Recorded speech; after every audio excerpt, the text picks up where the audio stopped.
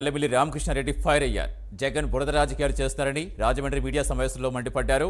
జగన్ కు జైల్లో ఉన్న క్రిమినల్స్ ను పరామర్శించేందుకు సమయం ఉంటుంది, కానీ వరద బాధితులను పరామర్శించేందుకు సమయం దొరకదన్నారు. అసలు జగన్ ఎప్పుడైనా రైతులను ఆదుకున్నాడా అని మండిపడ్డారు.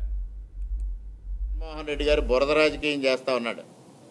ఆయనకి అంతకన్నా అంటే వరదల్లో చిక్కుకున్న ప్రజల్ని పరామర్శించడానికి ఆయనకి సమయం లేదు, కానీ అక్రమంగా పార్టీ ఆఫీసును పగలగొట్టి ఇవాళ క్రిమినల్ కేసులు ఎదుర్కొంటున్న క్రిమినల్ను పరామర్శించడానికి మాత్రం వారికి సమయం దొరికింది.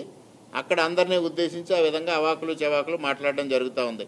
ఆయన బురద రాజకీయమే చేస్తున్నాడు. ఇవాళ సాక్షాత్తు ఆంధ్రప్రదేశ్లో వరదలు సృష్టించాలి, కృష్ణానదిని వరదలు సృష్టించాలని ఆయన చేసిన ప్రయత్నం కూడా ఇవాళ బయటకు వచ్చింది.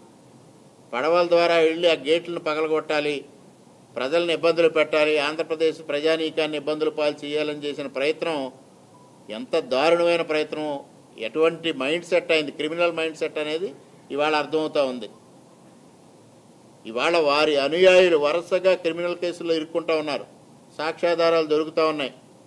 ఇవాళ ప్రజలను ఇబ్బంది పెట్టడం కోసం, వరదలు సృష్టించడం కోసం వారు చేసిన ప్రయత్నం కన్నా దుర్మార్గమైంది ఇంకొకటి లేదని ఈ సందర్భంగా తెలియజేస్తా ఉన్నా. ఇవాళ